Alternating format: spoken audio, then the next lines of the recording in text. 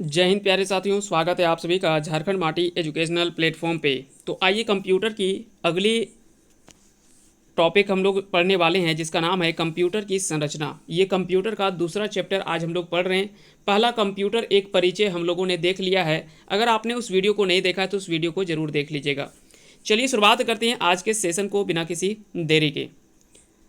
आते हैं पहले एक एक करके सारे सवालों को हम लोग देखेंगे। ये एमसीक्यू तो नहीं है, ये वन लाइनर है, लेकिन प्रश्नों से हमको बहुत ज़्यादा दिक्कत नहीं होना चाहिए। मेन हम लोगों का मकसद होना चाहिए चीज़ों को सीखने का, और सीखने के लिए ज़रूरी नहीं है कि वो क्वेश्चन किस फॉर्मेट में है, एमसीक्यू है, वन लाइनर है या थ्योरी है। कुल मिलाकर के अगर हम सीख रहे हैं तो बस हमें और कुछ नहीं चाहिए। चलिए पहले सवाल पे आते हैं। पहला सवाल है कि input device central processing unit, memory unit और आउटपुट डिवाइस भाग है। तो ये सभी जो वो किसके भाग हैं, तो कंप्यूटर के संरचना के भाग हैं। तो याद रखेंगे ये सभी जो वो कंप्यूटर के संरचना के पार्ट है। Input device, central processing unit यानी सीपीयू, मेमोरी यूनिट और आउटपुट डिवाइस, ये सभी जो वो कंप्यूटर की संरचना के पार्ट हैं। प्रोसेसर में जरूरी होता है, तो कंप्यूटर में जो प्रोसेसर में जो जरूरी होता है वो एलयू यानी arithmetic logic unit, primary memory और कंट्रोल यूनिट, ये सभी जो वो प्रोसेसर में जरूरी होता है। अगला सवाल है कि वह इनपुट डिवाइस,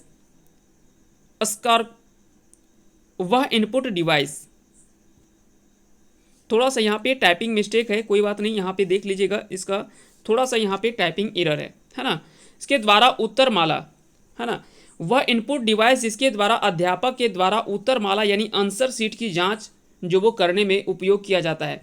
तो वह इनपुट डिवाइस जिससे अध्यापक के द्वारा, है ना, उत्तरमाला की जांच जो करने के लिए प्रयोग किया जाता है, यानी आंसर शीट जो जांच करने के लिए प्रयोग किया जाता है, वो किसका प्रयोग किया जाता है, तो ओएमआर का प्रयोग जो वो होता है।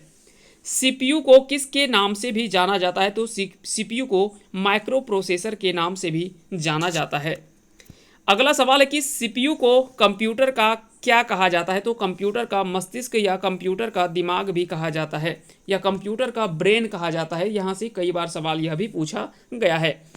अंकगणितीय गणना एवं तार्किक गणना कौन करता है, तो बता दें कि सीपीयू के द्वारा अंकगणितीय एवं तार्किक गणनाएं, दोनों तरह की गणनाएं करने का काम करता है। सीपीयू का फुल फॉर्म भी कई बार आपसे पूछे जाते हैं, तो सीपीयू का पूर्ण रूप जो होता है सेंट्रल प्रोसेसिंग यूनिट होता है।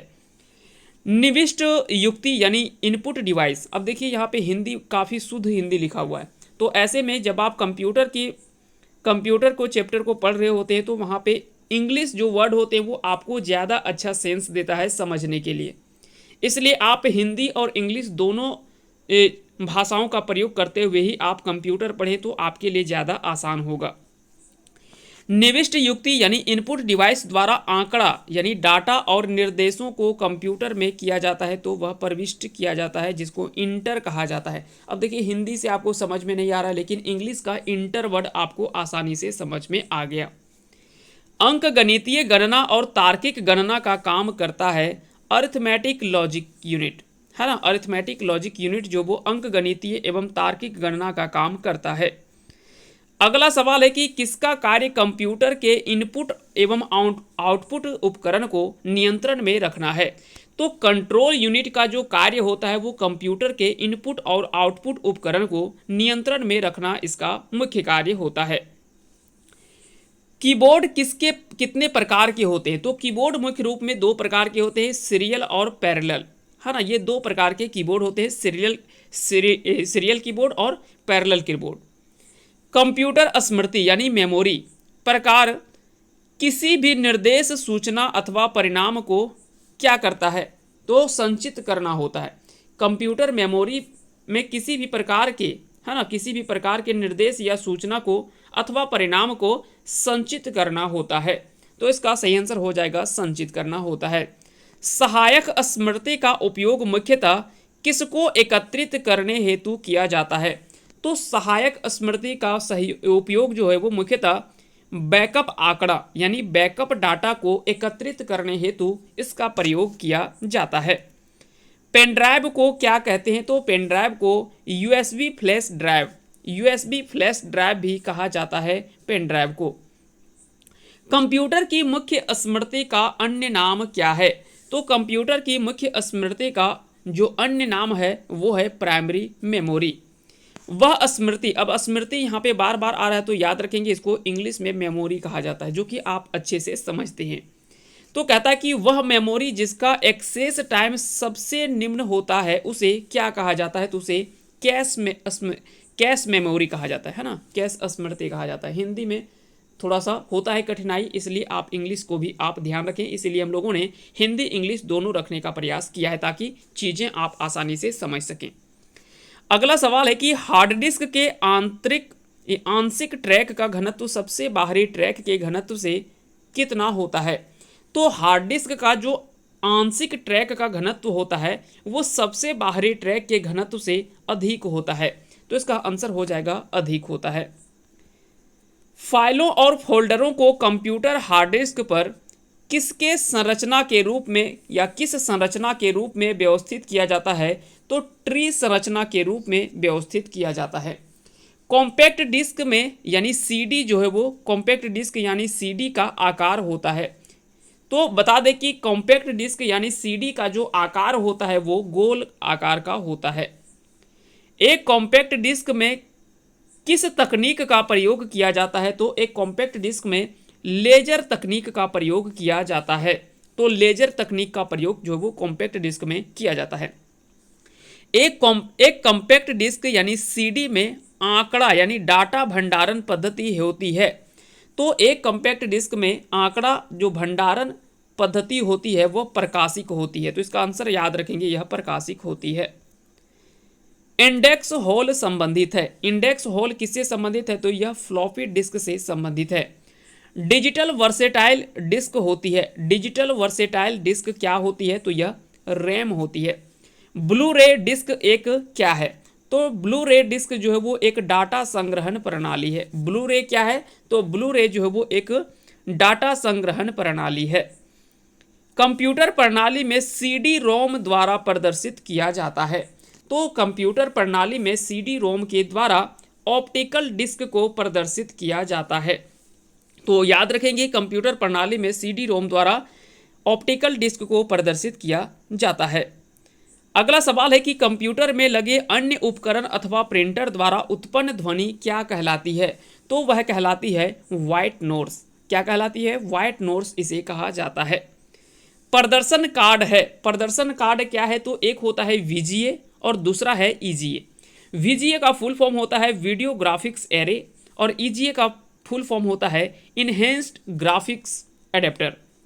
अस्थायी मेमोरी इनमें से कौन सा है, तो रैम जो होता है वो एक अस्थायी मेमोरी होता है।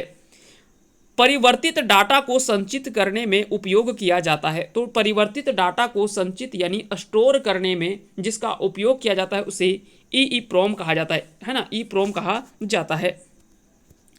जब प्रोसेसर प्रोग्राम अथवा आंकड़ों का प्रयोग कर रहा होता है तब उसे रखा जाता है। कहता है कि जब प्रोसेसर प्रोग्राम अथवा आंकड़ों का प्रयोग कर रहा होता है तब उसे कहाँ रखा जाता है, तो उसे मेन मेमोरी में रखा जाता है, मुख्य स्मृति में रखा जाता है। माउस की वह श्रेणी जो माउस मूवमेंट का पता लगाने के लिए लेजर का उपयोग करती है, तो वह क्या कहलाती है, वह ऑप्टिकल माउस कहलाती है। क्या कहलाती है, वह ऑप्टिकल माउस जो वो कहलाती है। कंप्यूटर में डिस्क डाली जाती है। कंप्यूटर में कौन सी डिस्क डाली जाती है, तो डिस्क ड्राइव में, है ना, कंप्यूटर में डिस्क डाली जाती है तो डिस्क ड्राइव में डाली जाती है। अगला सवाल है कि फ्लॉपी डिस्क पर आंकड़े यानी डाटा कौन से नामक रिंग्स में रिकॉर्ड किया जाता है, तो फ्लॉपी डिस्क के आंकड़ों को जो है वो राउंडर्स नामक एक रिंग्स होता है उसी में रिकॉर्ड किया जाता है, तो इसका आंसर हो जाएगा राउंडर्स। सेकेंडरी स्टोरेज मीडिया से हार्ड डिस्क में सॉफ्टवेयर प्रोग्रामों को कॉपी करने की प्रक्रिया यानी प्रोसेस को क्या कहते हैं, तो उसे इंस्टॉलेशन कहते हैं। क्या कहते हैं, इंस्टॉलेशन कहते हैं। सेकेंडरी स्टोरेज मीडिया से हार्ड डिस्क में सॉफ्टवेयर प्रोग्रामों को कॉपी करने की प्रक्रिया जो होता है उसे इंस्टॉलेशन कहा जाता है। उपयोगकर्ता यानी यूजर के द्वारा डाटा को एक से अधिक बार एकत्रित यानी कलेक्ट करने की क्षमता है तो CDRW में होता है ना, याद रखेंगे CDRW में। कंप्यूटर का वह भाग जो सूचना को संग्रहित करने में सहायक होता है वह डिस्क ड्राइव कहलाता है। क्या कहलाता है? डिस्क ड्राइव कहलाता है। तो कंप्यूटर का वह भाग जो सूचना को संग्रहित करने में सहायक होता है वह डिस्क ड्राइव कहलाता है। अगला सवाल है कि यानी अस्थायी स्टोरेज डिवाइस क्या है? अस्थायी स्टोरेज डिवाइस है तो हार्ड डिस्क जो होता है वो अस्थायी स्टोरेज डिवाइस है। कंप्यूटर में अधिकांश प्रोसेसिंग किसमें होती है? तो सीपीयू में जो वो कंप्यूटर का अधिकांश प्रोसेसिंग जो वो सीपीयू में होता है।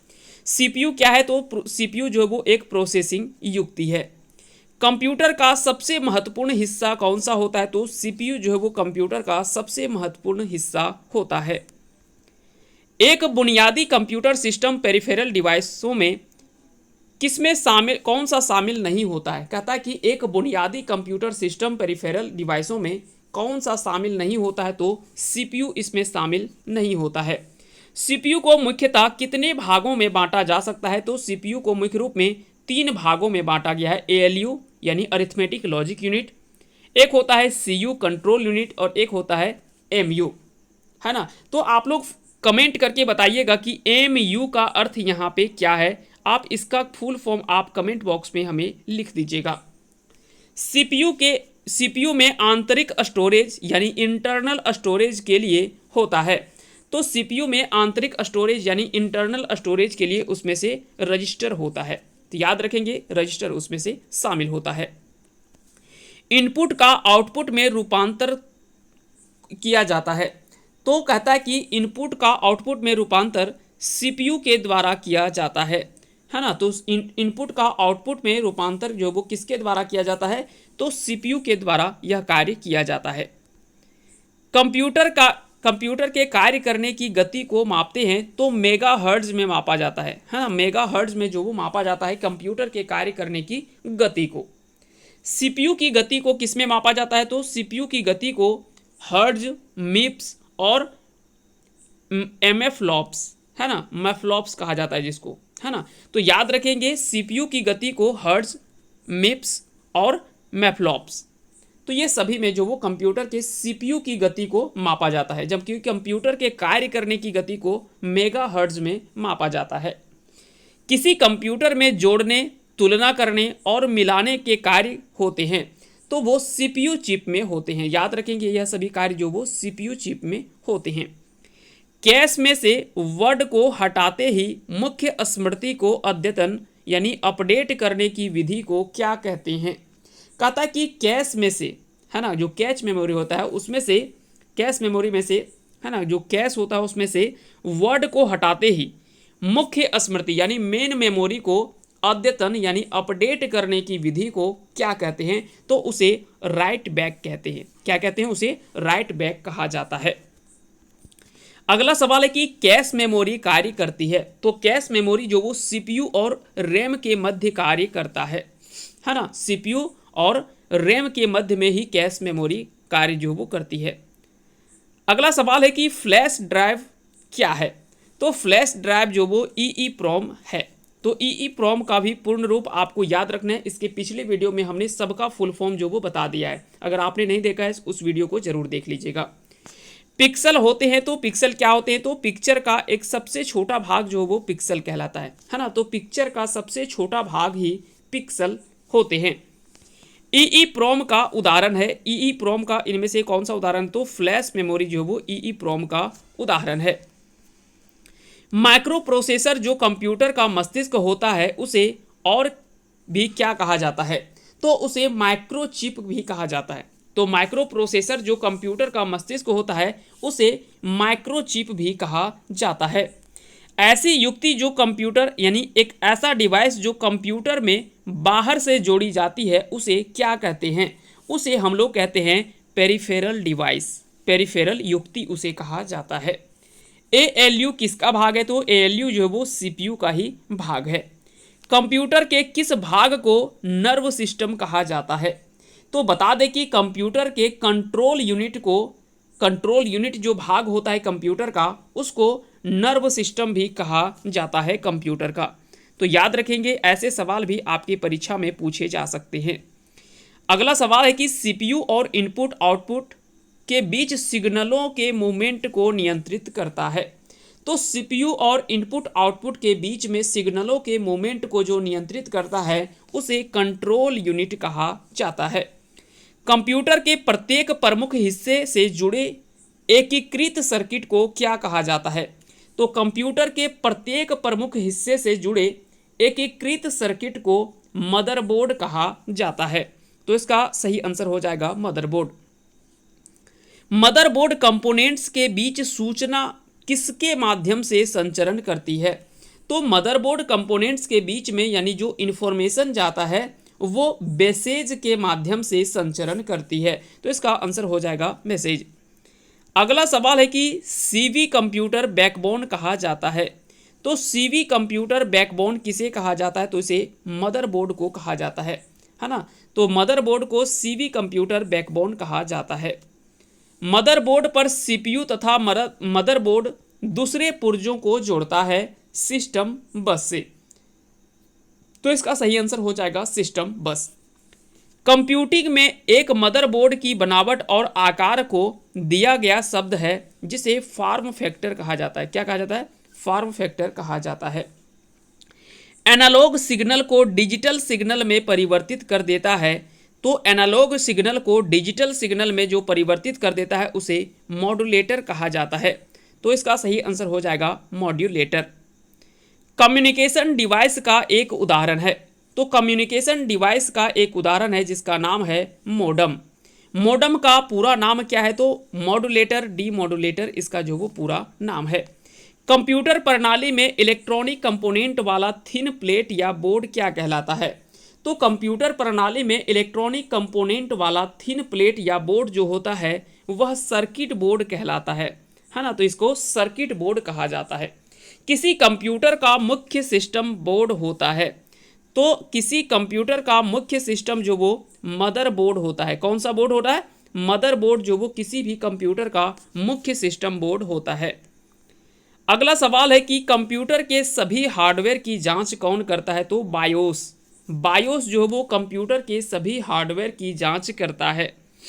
कंप्यूटर के मुख्य भाग कितने हैं? तो कंप्यूटर के मुख्य 6 भाग हैं। कंप्यूटर कार्य नहीं करता है तो अंडरस्टैंडिंग का काम जो वो उस कंप्यूटर नहीं करता है। बाकी के कई सारे कार्य कंप्यूटर के होते हैं लेकिन ये अंडरस्टैंडिंग का कार्य नहीं करता है। प्रसिद्ध गणितज्ञ जॉन वॉन न्यूमैन ने 1945 में संकल्पना प्रस्तुत की थी किसकी? तो ALU की, अरिथमेटिक लॉजिक यूनिट की।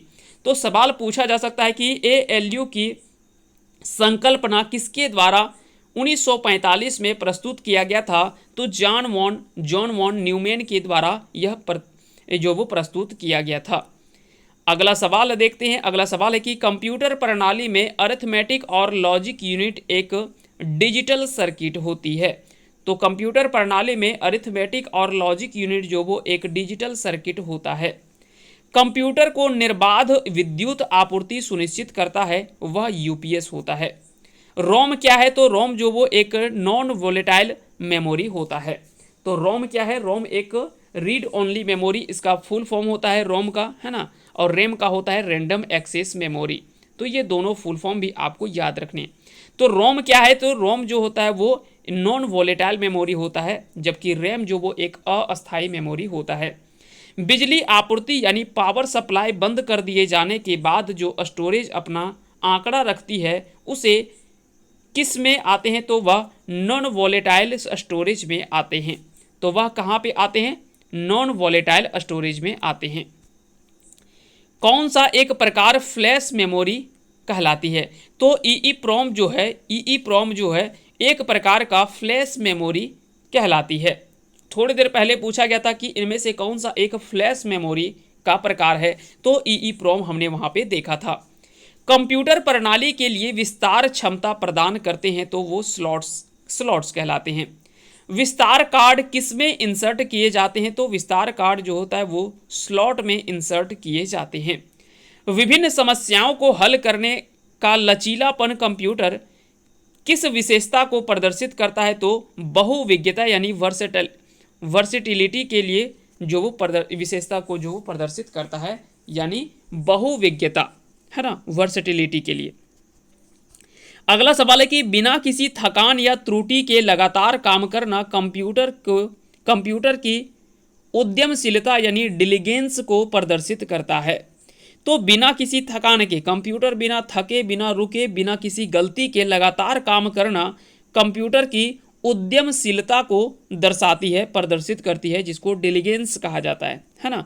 कंप्यूटर में शब्द की लंबाई किस में मापी जाती है? तो बीट्स में मापा जाता है। कंप्यूटर विशिष्टतः किसके साथ कार्य करके आंकड़ों की सूचना में प्रोसेसिंग करते हैं? तो बता दें कि कंप्यूटर विशिष्टतः वर्ड्स के साथ कार्य करके आंकड़ों की सूचना में प्रोसेसिंग करते हैं। तो इसका सही आंसर हो जाएगा वर्ड्स। बीट का पूरा नाम क्या है? तो बाइनरी डिजिट इसका जो वो पूरा नाम है। तो बीट का पूरा नाम क्या है? बाइनरी डिजिट इसका सही आंसर हो जाएगा। अगला सवाल है कि देरी से बचाने के लिए अगले आंकड़े यानी डाटा या निर्देश को प्रोसेस पढ़ने के लिए एकत्रित स्पेस क्या कहलाता है? तो उसे कैश कहते हैं। अस्थाई स्टोरेज युक्ति यानी अस्थाई स्टोरेज डिवाइस क्या है? तो वो हार्ड डिस्क है। जब पावर ऑफ कर दी जाती है तो स्मृति अपने आंकड़ा यानी डाटा को नष्ट कर देती है, इसे क्या कहा जाता है? तो उसे अस्थाई स्मृति यानी अस्थाई मेमोरी कहा जाता है।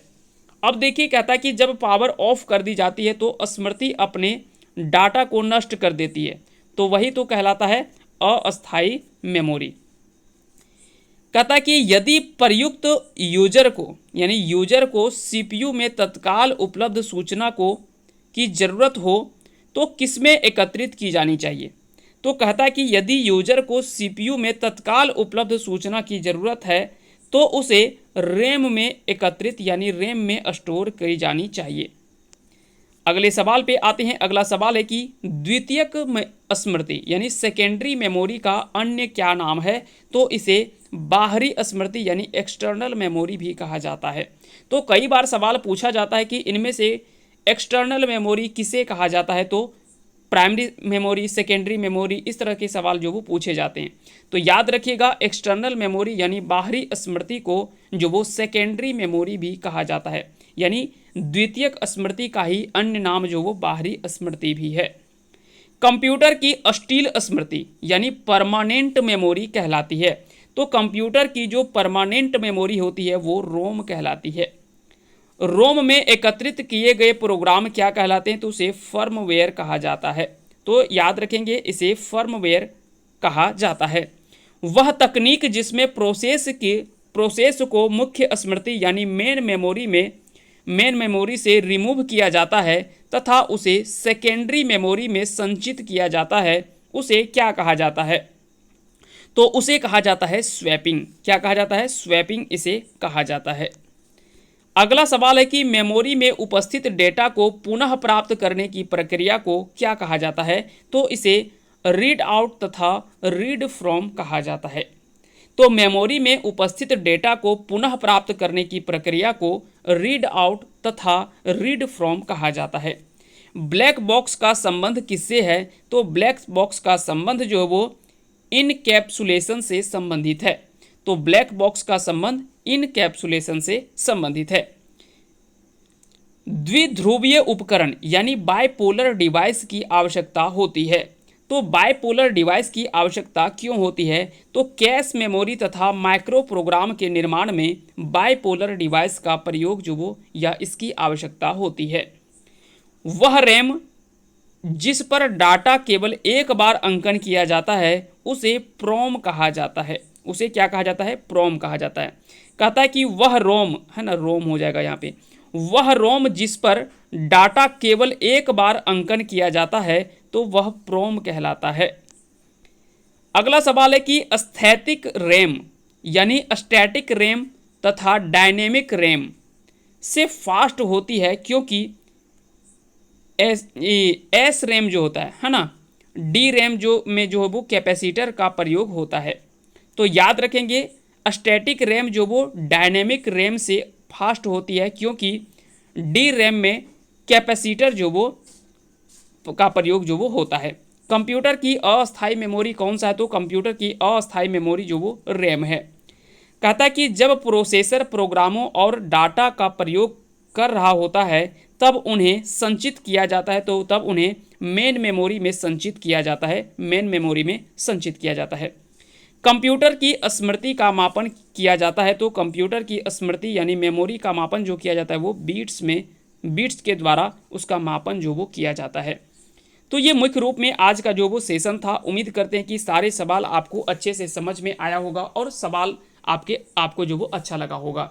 अगर आपको इसका पीडीएफ चाहिए तो आप टेलीग्राम चैनल पे ज्वाइन करेंगे, झारखंड माटी एजुकेशन आप सर्च करेंगे, वहाँ पे आपको जो वो चैनल मिल जाएगा, वहाँ पे आपको सारे पीडीएफ जो वो अवेलेबल करवा दिए जाएंगे। फिलहाल के लिए इतना ही, मिलते हैं इसके अगले टॉपिक में, तब तक के लिए आप सभी को बहुत बहुत धन्यवाद हमारे साथ जुड़े रहने के लिए।